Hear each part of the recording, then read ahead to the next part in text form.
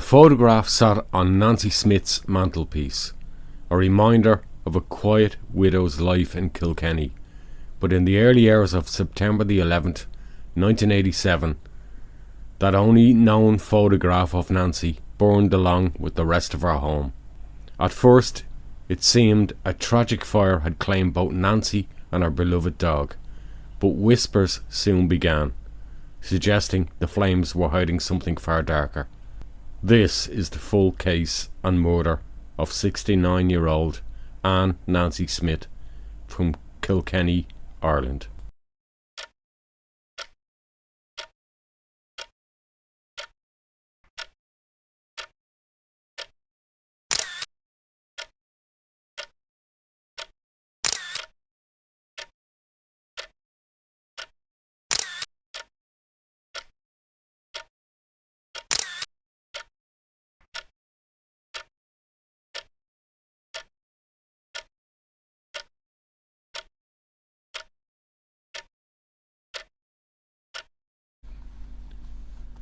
Anne Nancy Smyth was born in 1918.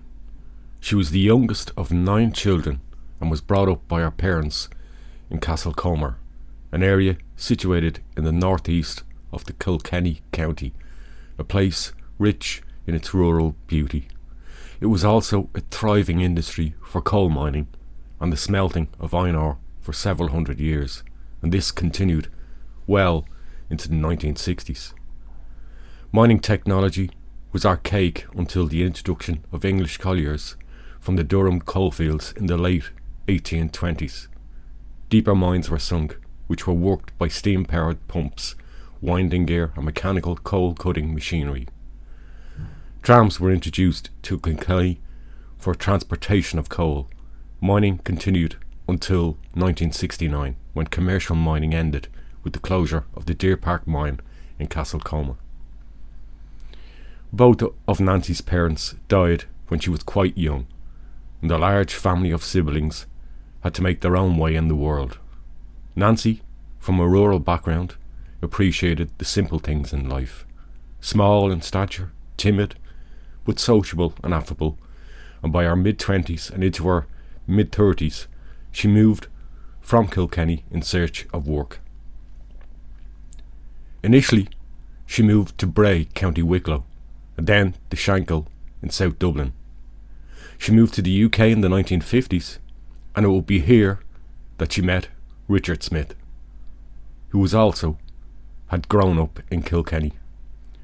Nancy and Dick soon became an inseparable couple, and they returned to Ireland and their beloved County Kilkenny, marrying locally on December the 27th, 1957. The newly married couple settled in a small old cottage on Wolfe Tone Street. Dick was also from a large family, and the cottage was actually his parents' home and one of the oldest buildings on the street. Dick was an avid pigeon fancier, keeping many at the back of the cottage, and Nancy quickly joined her husband in the thriving pigeon clubs and associations, rearing and sometimes selling pigeons to the locals. With their busy work and social lives, and also marrying quite late in life, it meant the couple did not have any children. For years, they were synonymous together in the neighbourhood and the local pub. Sadly, on the 21st of October, Dick Smyth passed away, leaving 69-year-old Nancy living alone in her Wolfe Tone Street cottage.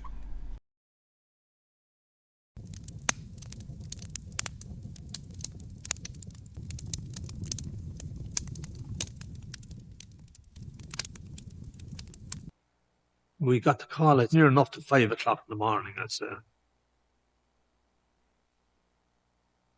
A house fire in Wolfe Tone Street. And he mentioned Smith's. So I knew their house, I knew straight away.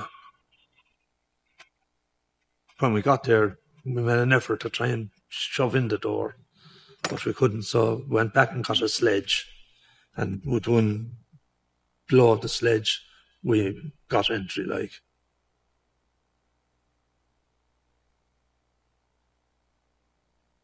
pure blackness, very smoky and intense heat. Life was a lot slower. Like over where I was reared up now, like no door was shut, no back door or front door was ever shut. You walked in and out of everyone's house. We had, say, about 20 or 30 young people in the street, and we had a great time. Back in the 80s, if you went down to town, like, you know, you'd be saying hello to every second person. Not like now, like, you know, you go down now and you seldom even meet someone you know, like, you know, so things have changed a lot, like. Knew the two of them, yeah, knew the two of them well. Nancy, she was tiny. I think she was only about 4'10" or 11. And she always wore red lipstick and always had a smile. She was always smiling. But she was lovely. She was a little dote like of a woman. Real gentle and, you know, smiley little old woman. Everybody would say that she was a lovely person to call into and that she enjoyed, we say, the social aspect of her life.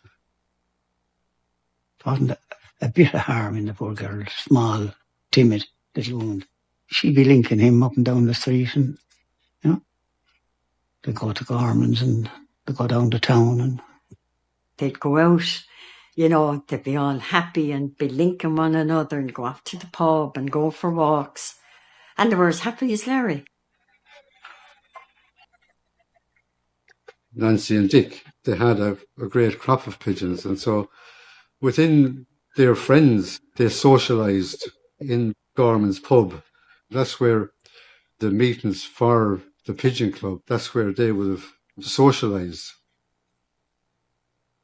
Richard, I know he was a pigeon fancier and very much involved in that sport around Kilkenny and one of the leading lights in relation to pigeon racing, and had won a lot of awards with regard to his pigeons and the pigeons that he reared and used to race as a sport.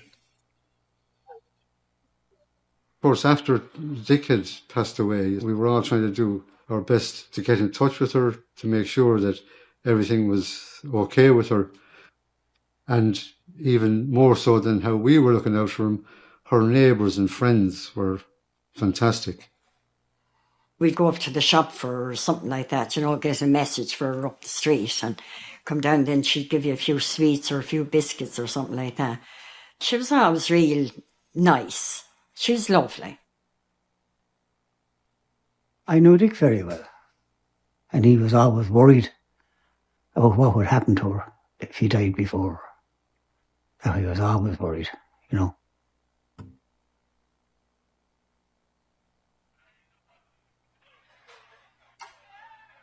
Ar an dehu the man for, hí Nancy ag tig O'Gorman, hí si a kaint le muintir an tig sin, hí si fiú a kaint fui Dick, is tóca go raibh si uignach, mar hí si in a bantrug ar feig blian, hart ar maníthe, dil si ar an teach, hug Thomas le hart si a bhhaile de.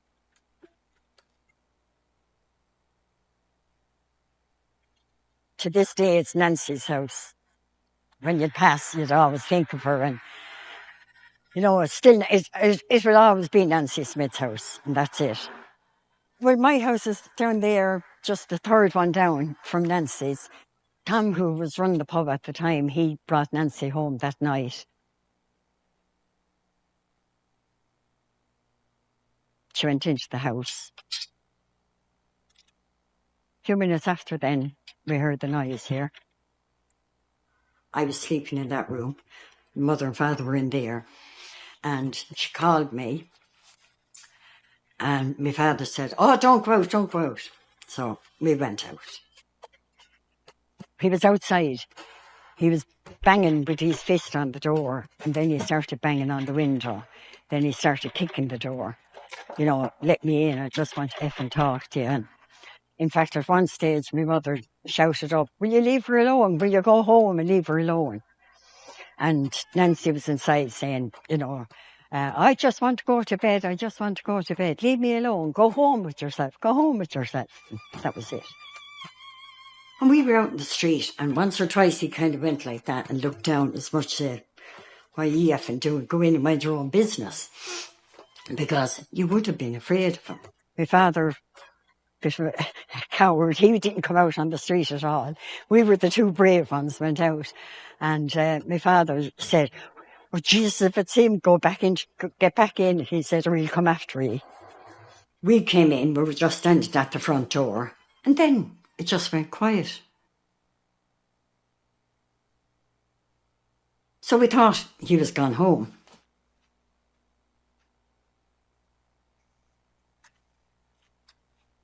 Then, in the morning, all we could hear was, "There's a house on fire, there's a house on fire."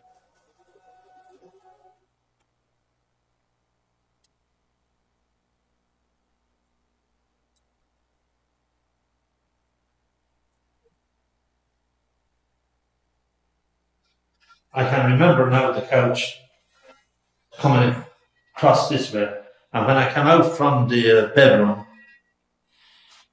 here, the arm of the couch, there was a bit of a flame coming up out of it, and I put it out of my hand, and I kind of just came around here, and I felt something at my foot. And I looked down, and I had to go down nearly to put my face to hers nearly. And I seen that it was her. She was lying on her back.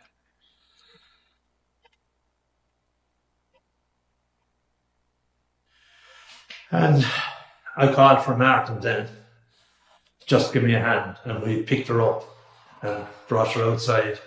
And the lads outside took her from there. And it was then that we went to the house, and just to see what was there, right. And Tony Lacey, the fire crew, had been there, and Tony found Nancy's body. We thought she fell asleep with a cigarette. And it was smoke inhalation is what was thought it was, until that when they got her to the morgue. So we were just in a state of disbelief.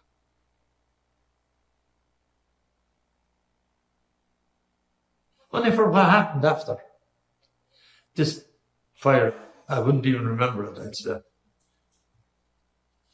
Not for the people that were involved in it, but from our point of view, So,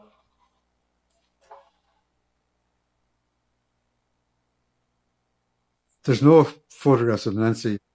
There had been one in the frame just on the wall above the couch, but that was on the ground. The photograph had been burnt and the frame.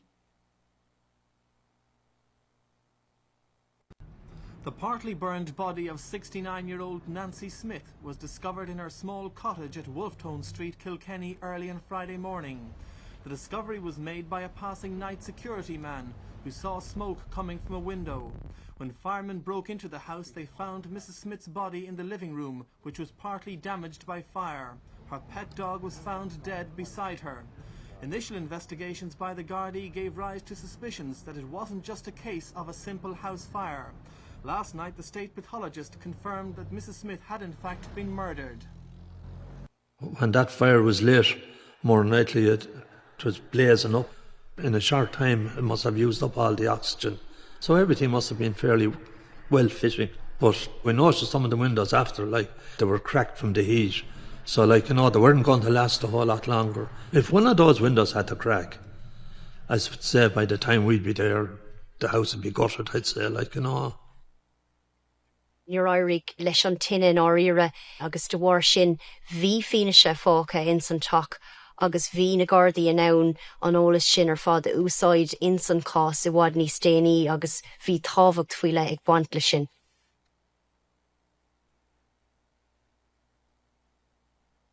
When I came home from work, my wife told me that the guards wanted to see me immediately. They wanted me to come over here because the forensic people were here and they wanted to know exactly where the body position it was in.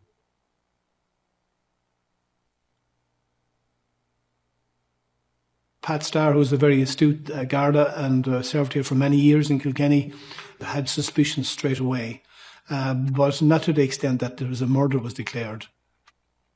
At this stage, like, the rumour was going around that there was something extra, like, in this fire. That there was, when you seen all the guards down around the place. The forensic experts were there, Dr. Harbison, and a lot of guards up around the street and everything like that. And I came in, and my mother, first thing she said, she had the dinner ready, and the first thing she said was, "Poor Nancy was strangled." And I said, "What?" And she said, "Yeah, Malone strangled her last night." It was such a quiet town that for something like this to happen, like if it happened in Dublin, you'd say, "Oh my God, someone was murdered in Dublin." But like when it happened here, the whole town was stunned like that. A murder could happen in Kilkenny.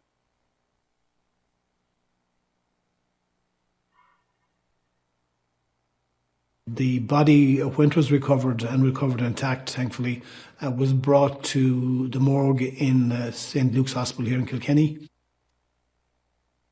Later on, the following day, on the 12th of September 1987, Professor John Harbison performed the post-mortem on Nancy's body. Once they had wiped her down and the marks were there.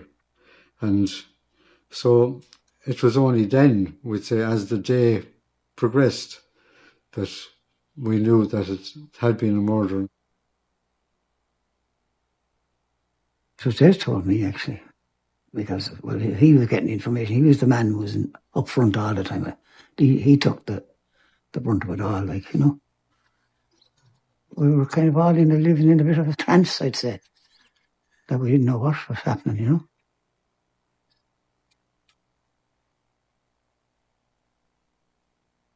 Bhí fatís ar muintir an balla. Bhí fatís ar gachtainna dewar gur ceapach gur duine éigean in san cóphobal a bhí ann, duine éigean a bhí in a cónaí beidir in san chathair, ní rá aon glúisteán ag an siomh an ihe sin, bhí cibé duine a bhí ag teach Nancy, hiúil sé isteach in san teach agus hiúil sé amach arís tar éis an cur uafásach seo.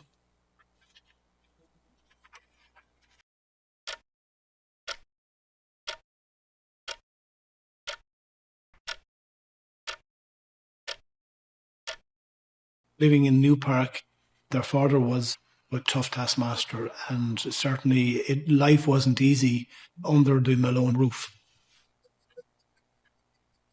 Bhí ahar Barney bhí sin sna arm, deirte go raibh saol crua ag John Joe Malone ach in orra bhí a Anna Marolas ag na Gardaí, bhí sé dribloid Hannah.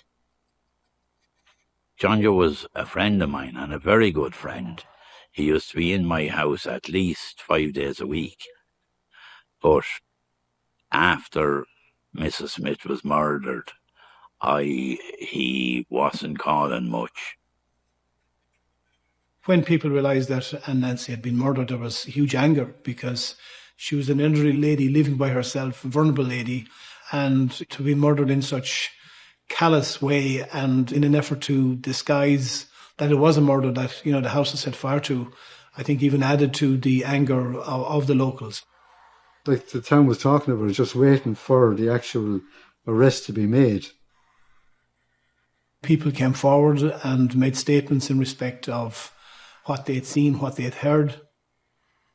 We were convinced like that he'd be caught and, you know, they'd go to court and he'd be found guilty and the whole lot within a matter of weeks. So my mother had said to me, "You needn't make a statement. Just tell him you saw nothing, you didn't hear anything." And that's what I told the guards. So that was it, that's all I did. John Joe Malone was feared maybe in the community. So, you know, a lot of people didn't want any trouble coming to their door. And at that time, people felt maybe the guards would have enough to charge him. His father, he was down outside the Garda barracks, screaming his head off, "Don't tell him anything. Don't you dare." And the father used the F word, "Don't you dare." And he screamed it at him. Everybody who was available or who had anything to offer, I think, came forward at that time. That resulted in a file to the DPP, and unfortunately there wasn't sufficient evidence to prefer a murder charge against John Joe Malone at that stage.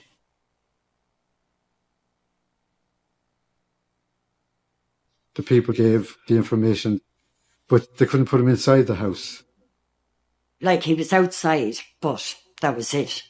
We hadn't heard him going in or anything like that. Like, it went quiet, but we thought he'd gone off, that he got fed up. It was emotional. Us all coming behind the hearse.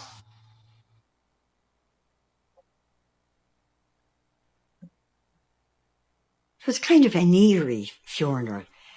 You couldn't believe that she just didn't die of a heart attack, that she was actually murdered. And this was a murder victim being buried.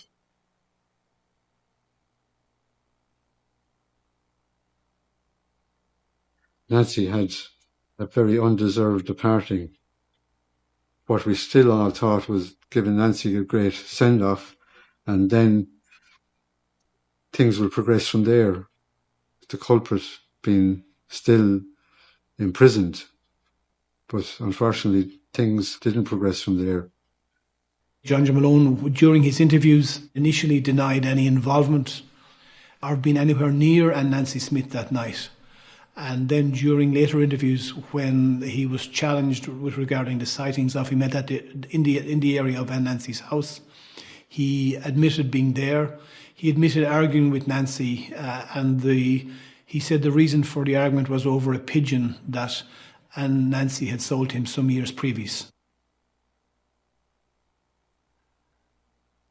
We can't discount the fact that her handbag and some of her cash that she had withdrawn from the pension that previous day was missing. My mother had helped her because she was entitled to the widow's pension. My mother had filled out all the forms for her and everything like that. And she came down that morning to give my son £20. Now, 30 years ago, £20 was like £1,000 now for him to buy sweets because she was after getting all her money. My mother was telling her at the door, now Nancy, whatever you do, if you're going out tonight for a few drinks, don't tell anyone you got money. Because I think she got about £800 or £900 at the time. The Malones were also pigeon fanciers, and particularly between the late Richard Smyth and Nancy's husband, and the Malones would have been maybe swapping pigeons, would have been attending pigeon racing competitions together, so they would have been well known to each other. I built for John Joe a lot for his pigeons.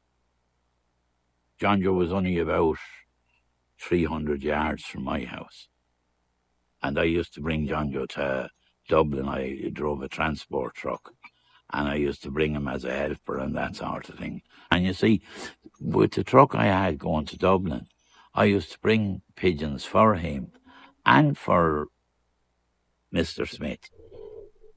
John Joe, once in the club, then he nearly wanted to be in the winning zone all the time. He had an issue with regards to some trophies that Dick had.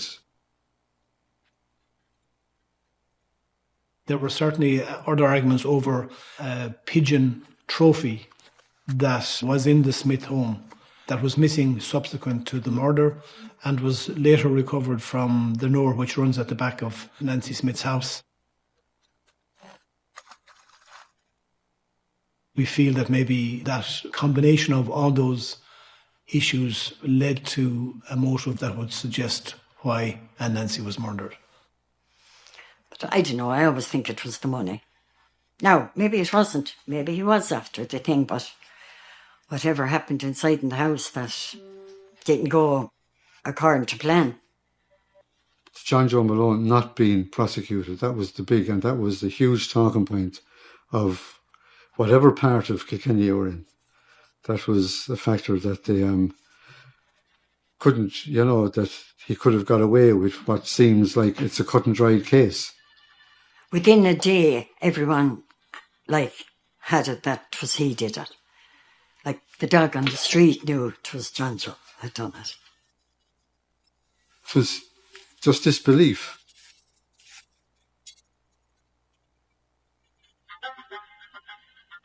And the continual question, has anything changed in the case? Now, that went on for a number of months. In the town, it was just like as if Kilkenny City had gone cold. He'd walk past me and I'd walk past him. And that's where things lay at that particular time.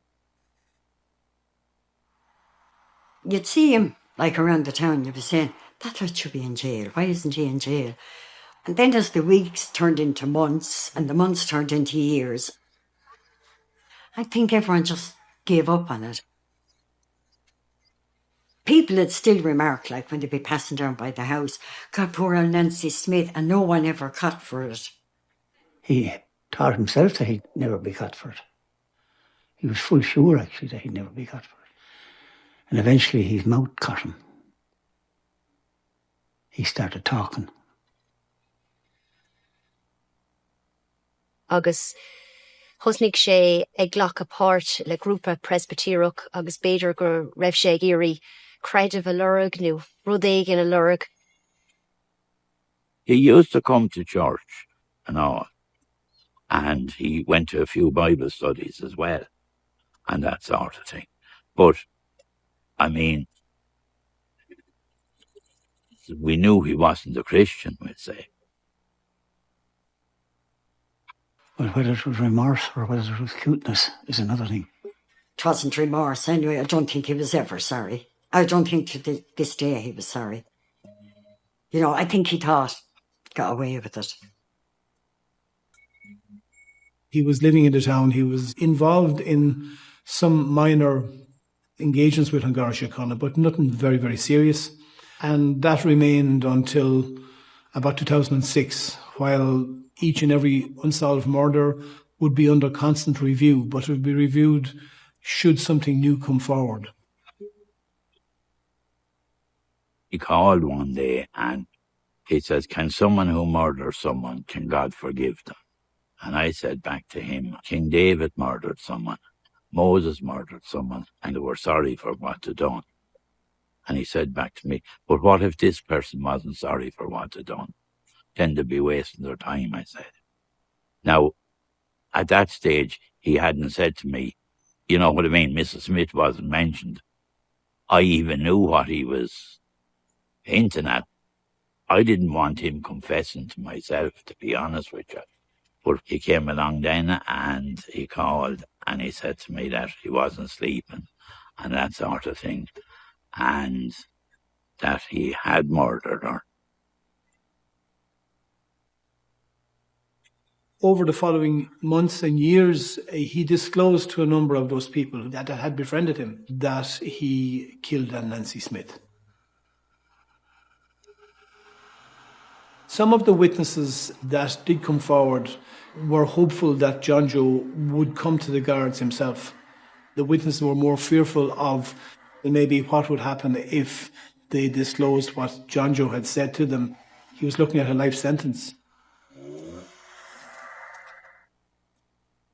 He came up one night and he said to me, you know that you could have me get jail for murdering that woman, Mrs. Smyth, for what I had done.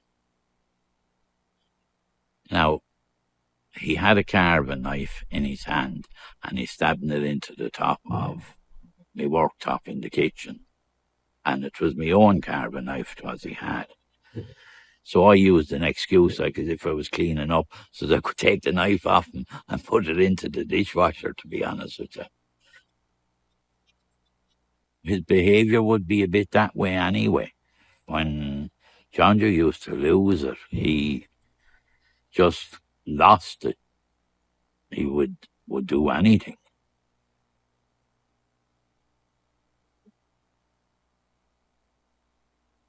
The crime itself, I suppose, was kept in the minds of the public. It did feature in various media reports through the years, and after one such media report, a witness came forward with significant evidence, and that was in 2005. But his disclosures to the prayer group over a number of years was very significant, and other witness to whom he disclosed information came forward and made statements. When there was other witnesses that he confessed to, then I didn't mind. When the guards came to me, I had no problem giving a statement of that, because I knew that, something would become of it. Those disclosures were really the vital piece of evidence that we were lacking in 1987. There was a great buzz that there was actually someone going to be charged with it, More evidence had come forward. There was a sense of relief that maybe finally she'd get a bit of justice. Our next case this evening is a 25-year-old murder case, and one that continues to haunt the people of Kilkenny. An rud a Carnes Jocker along Dini Bejer e Kilkenny no Grev an Farshaw amok a mask on phobal or feig truck of lean, vi shens na shuppi, vi shens na tihe tharna, vi mion fui le a mask pobl Kilkennig, gone lowert, fui dún maru Nancy, och ahrig ruddy, agus de réir a chéile, rinne na gardaí along Dulcan Keenans and cause show. Created a buzz, the fact that it's on the telly again. I suppose a lot of people thought the case was just finished, that there was never anything going to come. But now people start getting interested in it again. His son that night, he said, well, did it bring back memories? And I said, geez, it did. I said, I'm going to change my statement. And he said, why? So, I hadn't even told him up to then. So we sat down in the kitchen there, we had a chat, and I told him what my mother had told me to do. When we put out a public appeal in respect of the relaunch of the investigation into the Nancy Smyth murder, people were delighted because there was unfinished business as far as the communities and for ourselves were concerned. And we really wanted to bring this to a conclusion and get justice for Nancy Smyth. And several times I thought of, wonder should have gone. And I used to always think, I'm going to be punished for this. Something is going to happen to me. I'm going to get punished for not telling the truth. It was 2012 when I became involved here in Kilkenny, where the senior management in Kilkenny at the time decided to set up the incident room and start the investigation over again. Colin came in and another guy. And I was outside there in the kitchen. I said, listen, before you say anything or ask me anything, I said, I have to change my statement. With the passage of time, people's circumstances changed. I won't say it's easier for them, but maybe inhibitors that were there in 1987 may not have been present, and this can make it easier for them to come forward to impart whatever knowledge they have to us. I told him what had happened. I said, I can't live with this anymore. I said, justice needs to be done for her. And that was it. So then I changed my statement. I think they were scared. It wasn't that they didn't want to get involved. They'd never kind of encountered something like this, I suppose, or you'd be going to court. And even I remember my mother saying, there'll be a trial and you'll be up in court and the whole lot. And frightened to be Jesus out of you, that you didn't want to be going up. You saw the court cases on the television and everything like that. Oh no, didn't want that. And I think it was just fear. It was, I suppose, ignorant fear that you didn't know what was going to happen. And then if he was let off, which a lot of people said, if he gets off, he'll come after you.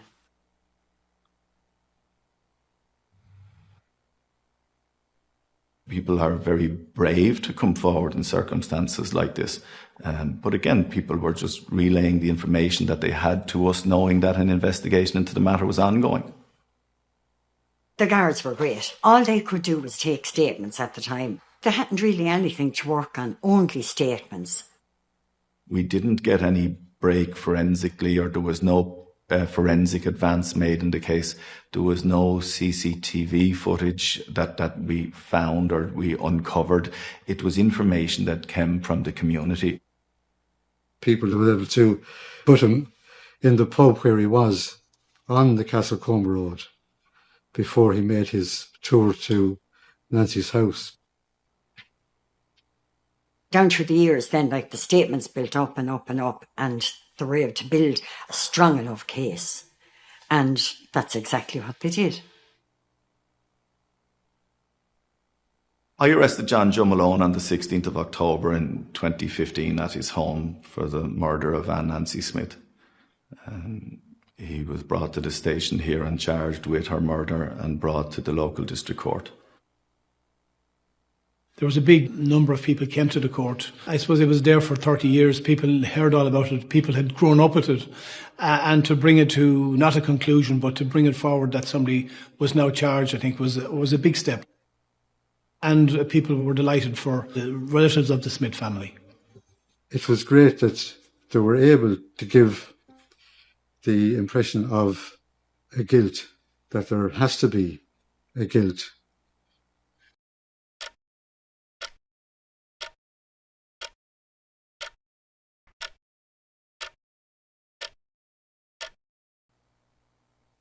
I was determined to be there. I wouldn't like to go through a trial again, listening to pathologist reports of every little nick and nook that happened to her. Bhí cúpla rátas fíor hábhachtach in san cás seo ag an deireadh. Tá is go bhain go raibh sé an deacair thu seasamh suas a bhí John Joe Malone ina cónaí Kilkenny le linn an cás fiú ach ag an am céine hí na fine ar fad an loidir. People who were testifying against him had to walk up past him. They just went as quickly as possible. The tension that had built up was, when you didn't know one way, you think it was going one way, and the other way, you think it was going the other way, When he confessed to me about it, I will have to admit, I was afraid that he might petrol bomb me house. Thinking after I'm after telling him, you know what I mean, that I done it. And even the barrister had said to me, why was I afraid that he would set fire to my house? And of course I said to the barrister, well, if he set fire to that woman's house, there'd be not to stop him from setting fire to mine, John Joe's barrister, he gave me an awful grueling in the witness box. He harped on about the fact I changed the statement and had the guards coerce me into changing the statement. And I said, no, I changed the statement because I said I realise I had to tell the truth in the end and get justice for Nancy. But during the court case, I kept looking down at Des and John, and I said, right, I'm doing this for Nancy, I'm doing it for them, and I'm doing it for myself. We were out on the road, to see what the noise was. He was here at the door, kicking the door, banging the door, then banging the window with his fist. He'd bang the gate, and then he'd go out in the middle of the road and he'd come back again. He'd start banging again on the door and banging again on the window. He meant business. He meant to get in. He was going to get in one way or the other. I still to this day reckon that it was the money. He knew she had money and he was just going to get it from her one way or the other. Yeah, so he had to do that to get it.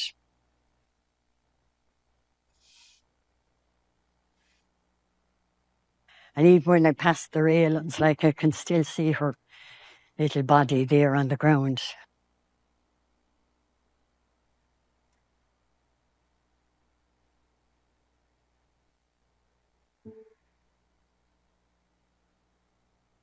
After giving me evidence and the whole lot, just as I was walking past him, I just looked like that, as much say,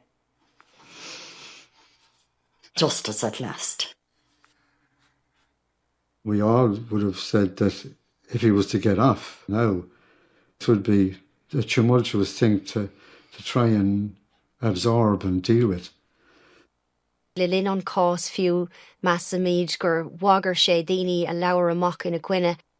A bhí ceann amháin ucht a haon bhliain díos Eileen Kelly agus dúirt John Joe Malone leithí go ndéanach sé an rud céine leithí is a rinne sé go dtí Nancy Ann Smyth. He was telling her she was the next. But that woman came up the next day and gave her evidence. There's no way we would have been successful in that case without the community, their help and their evidence, and I think that was really vital. As the trial went on, I got more confident that justice would be done.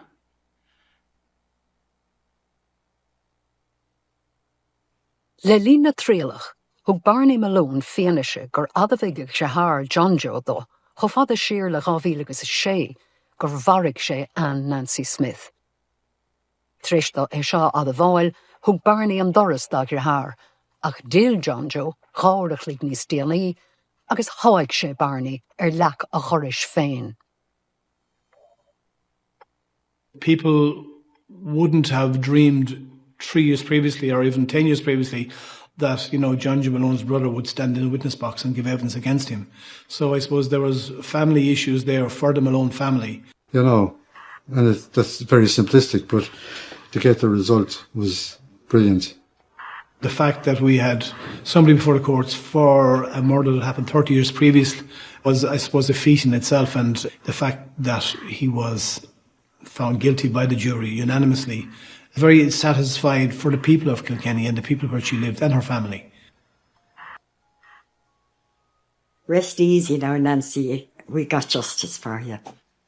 You'd always think of it the day she went away. And she came down that morning like so cheerful and happy. She had her few bob and then we just saw her coming out, being carried out of the house. When I heard it, I just felt that Mrs. Smyth has got justice. And I don't mean that with viciousness towards John Joe or that sort of thing. Just that Mrs. Smyth got justice. The family got peace. It was very important. Very important for Nancy's sake. And all our sakes, for that matter, That if we weren't going around saying that we had an aunt that was murdered and nobody got for it.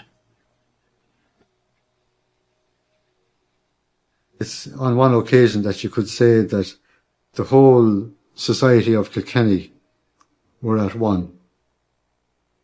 This is a great result for all the family. It's a reflection on how justice can be done.